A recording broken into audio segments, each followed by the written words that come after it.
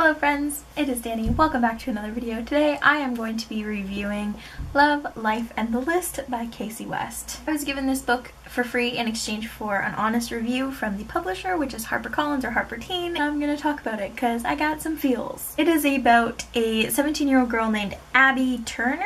Yes, Turner. Her summer is not going like she expected it to. She has a major crush on her best friend, and it is an unrequited crush. She is dealing with trying to convince her mom to leave the house because her mom is agoraphobic and anxious, and she has a really awesome granddad and a military father who is currently deployed, and she has just been told that she is not going to be featured in an art show at her museum that she works at because the owner says she has no heart. There's no heart in her pictures or paintings. She's given another opportunity to enter her works into the show as long as she tries to improve them and give him something new that does have heart with it. And so she's trying to figure out a way to basically find her heart and make her paintings better so that she can be hosted in this show. She gives herself 1 month to do a list of 10 things. Yeah, so things like facing a fear, learning a stranger's story, and falling in love. And then she basically comes to the realization that she can't really change her art until she learns how to change her heart and herself. And it's cute. Things I like about this book. The main thing that I like about this book more than most of her others is that the characters are more mature. They are like more their age. Usually when I read a Kasie West book, it's like I'm reading about a 16 or a 17-year-old and they sound like they're 12. They just sound mature, and I mentioned this in my review of Lucky in Love, I think, that I didn't really like that about her characters sometimes. And so these characters were much more grown up. She has a job, she's actually striving for something, she's trying to better herself, and I really appreciated that. I found this book very interesting, and it was kind of all over the place, but in a good way. Like I said, she has an agoraphobic mom and a really awesome, like, understanding granddad, and her dad is deployed in the military. And her best friend Cooper, who she is in love with, he's really stupid.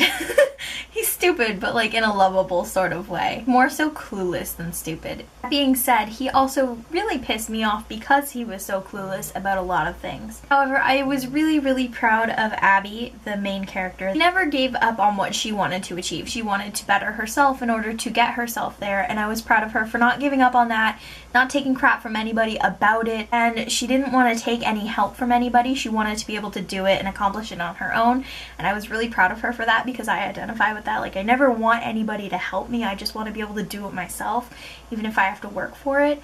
And so I really liked that about her. What I liked was that it was bigger than most of her other books. Usually with Kasie West books, they're like 300 and something pages, and by the end of it you're like, this story was just beginning, why did it stop? Because usually in a Kasie West book you read it and the relationship happens right at the end. I mean, that's with every Kasie West book, and it hasn't changed.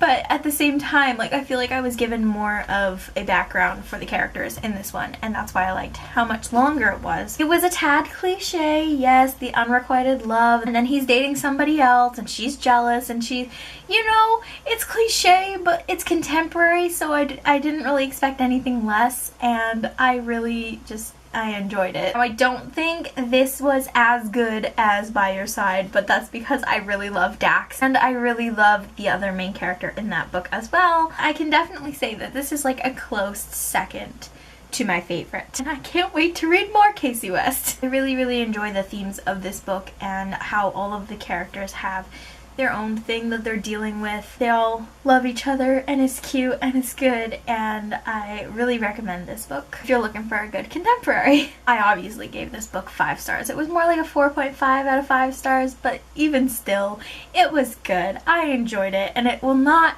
deter me from reading more Kasie West in the future, obviously. So thank you so much to Harper for sending me a copy of this book. I know my review's a little late because, I mean, this was an arc, and it did say that it was coming out in March of this year, but it actually came out in December of last year. They bumped up the date, which was great. So it came out December 26th, so it is out if you want to read it. I highly recommend you do. Stay tuned for more reviews because I plan to be doing more reviews for the arcs that I've been given. I'm gonna try and read more arcs than my new releases that I buy because I have a bunch of arcs that I haven't read yet. I am doing this new thing in my reading wrap-ups where I technically give mini rapid reviews of each book that I've read. It'll always be a collection of 5. Put up a video of one of these already where it was the first 5 books I've read in January, so if you haven't watched that, go check it out. I will always be mentioning what I like, dislike, and my star rating of every book that I've been reading. If I do separate reviews for arcs, then that's what I do, but they'll all be mentioned again and again and again. Like I said, be sure to check out more of my reviews. I have reviewed a bunch of Harper books, and I have a bunch of Harper books to review in the future, so stay tuned. That is it for this video, you guys. Whatever my next video will be, I'll see you guys in that one.